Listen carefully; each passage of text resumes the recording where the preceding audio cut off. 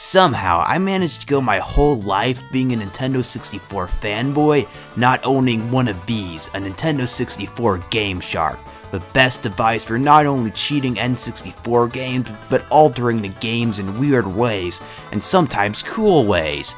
But how do they work? Well, it's a bit complicated, aka, I have no clue how they work either, but I can't think of a better video to make at the moment, so sit back and watch me screw around with this thing while playing some Super Mario 64.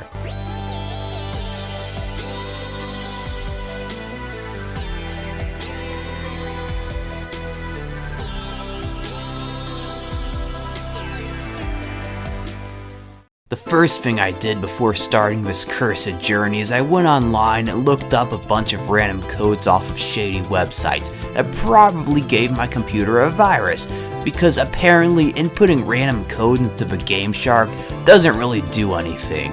The first code I tried was one that made Mario look like Luigi, but all it did was turn the whole world green, and Mario doesn't have his cap on for some reason.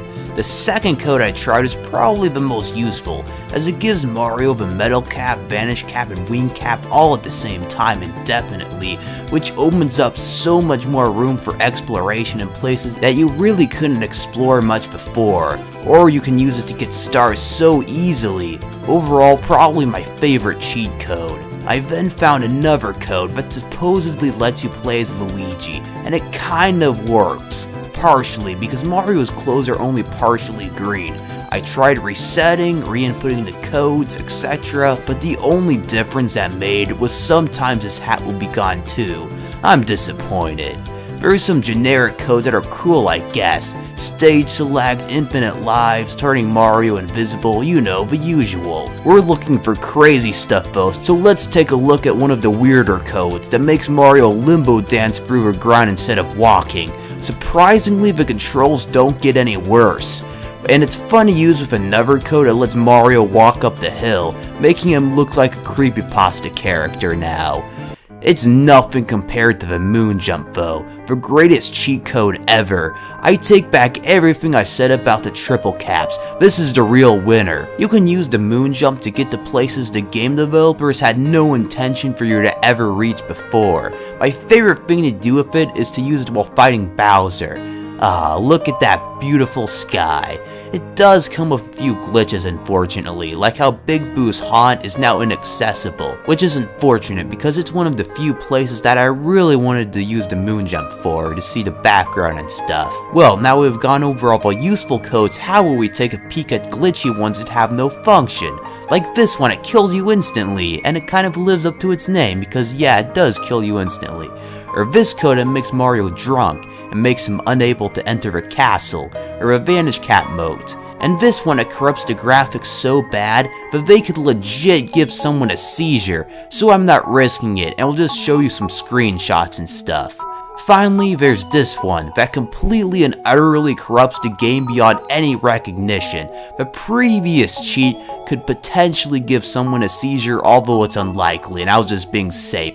But this code makes the graphics fluctuate so rapidly that I honestly think that it could. So again, here's some screenshots. And with that, I'm out of here. And good night. Oh man, it is so late. And I think I woke up my dog. Thank God she did not start barking.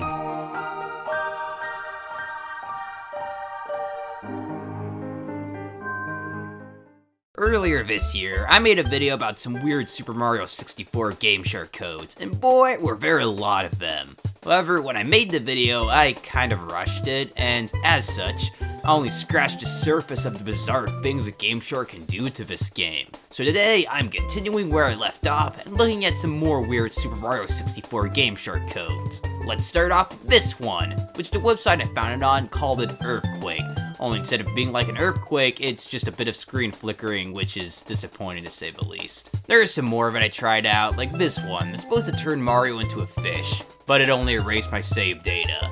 In fact, a lot of these codes don't work. Especially ones that are supposed to change Mario's physical appearance. I swear, I have tried dozens of different codes claiming to make him look like Luigi, but not a single one I have tried have done anything, except for that one that only worked like halfway. Now, we all know about codes that make the game easier, like being invincible or being able to get 99 coins by pressing the GameShark button, but there are some that makes the game more difficult and less functional. Stuff that makes speedruns a whole lot more entertaining. Example 1. Rocket Mario. This makes Mario pretty much impossible to control. His jumps go all over the place, and most of the time into walls. Even walking straight is a challenge because of how Mario moves so fast and slides so much. And then on the opposite side of things, there's a code on the website simply titled "Mario can barely do anything." And they are true to their word. With this code activated, you can't run, punch, grab, crouch, or do any kind of jump other than the smallest one possible. Unfortunately though, you can't even enter a level with this code activated. So there goes my hopes of seeing a Super Mario can barely do anything 64 speedrun. After that, there's only one more code I tested out that changed the gameplay, the hover jump. It's different than the moon jump as you don't infinitely ascend, only moving horizontally from the peak of your jump. But the thing that ruins it is just how tough it is to do anything like double or triple jumps. Now, in my experience, the codes that tend to work the most often are the one that change the graphics. And the title screen is always my favorite place to see how messed up Mario's face becomes. I swear, there's so much creepypasta material here that could have been used in some internet classic that never was. Or maybe as meme material. I don't know. If you've ever wanted to play Mario 64 with everything randomly zoomed in on random things, then have I got a code for you. If you've ever wanted to play Mario 64 but see everything from Lakitu's point of view if he was drugged out, here you go. And if you've ever wanted to play Mario 64 but have everything be Mario's eyes, then this code is for you. And to finish this off, let's look at the most insane ones of all. GameGenie.com had a code titled "Messed Up World with Mario in Love." After reading that, I had to know what it did. In this new messed up world, Mario does in fact look like he's in love. With who? I couldn't tell you. Also, chords are now triangles for some reason. The coolest of all of them though has got to be Disco World, which somehow changes the textures of the backgrounds into this cool pattern of flashes when Mario moves around, but somehow it doesn't corrupt the game's graphics. I think I might use some of this footage I got of Disco World for this video and other videos because it just looks so cool. And to end things off, I present you with another code that corrupts the game's graphics beyond any recognition, well, almost. At least this time, they don't change so rapidly that they could potentially give someone a seizure unlike last time. And, it's sort of, kind of, possible to play the game. Well, I mean, maybe, I don't know, because you can get a vague idea of where something is. Now this right here is something I would love to see someone try to beat. And when someone finally does, they have my utmost respect. Regardless, this time I'll post a link to the websites where I got these codes off in the description. And with that, I'm out of here. I'll see you all next time.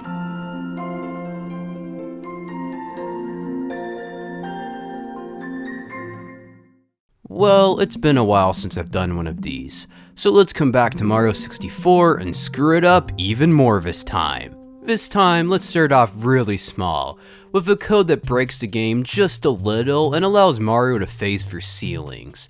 It breaks the game a lot, but not as much as you'd think, since a lot of ceilings don't have much above them. But it absolutely breaks Big Boo's haunt. With it, you can pretty much go to and from the floors as you please, and the layout of what leads where doesn't really make much sense, to be honest.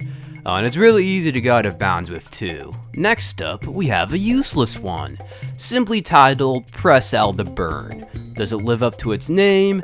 Yes. Yes it does. Press L and Mario burns, only he doesn't take any damage from it, and you can move around still. What kind of ruins this code though is how it destroys the controls too. It kind of like reverses the controls in a weird way that's hard to explain. Like jumping is the same as before, and it's just a challenge to get into painting, is because like if the controls are reversed but the jumping mechanics aren't, you can't really jump vertically or horizontally very well, so it's pretty hard to play. But anyway, another code called Moonwalk is very similar, only the controls aren't quite as broken and Mario does look like he's moonwalking. However, again, the jumping controls and even the swimming controls are the same, which makes it even harder to do anything. I'll add this to the list of GameShark codes that I want to see a speedrun with. A type of cheat I haven't tried before is changing what the enemies drop after being defeated. Well, there's a code that you can use to get Goombas to drop Shy Guys instead of coins when they die. When that Shy Guy dies, another Shy Guy spawns, and so on, and the process keeps continuing until they glitch out of existence or whatever happens here. And if you're not into Shy Guys, you can also make Goombas drop fire after they die too. Even better is a cheat that makes coins spawn more coins when they're collected, which makes getting those 100 coin stars a lot easier, although if you're cheating to get them, you might as well just save yourself some time and effort and just input the 99 coin code. Now for the visual ones. My favorites. They make great thumbnails and always have a high likelihood of causing epilepsy. Night mode, in all honesty, is not nearly as cool as I was expecting it to be before trying it out. The game's visuals are just a lot darker, and the backgrounds look pretty weird, but other than that, it's pretty boring. Even more boring is one that causes Mario to breathe like he's in toxic gas, only without losing any health. Both useless and boring, which is not a great combination.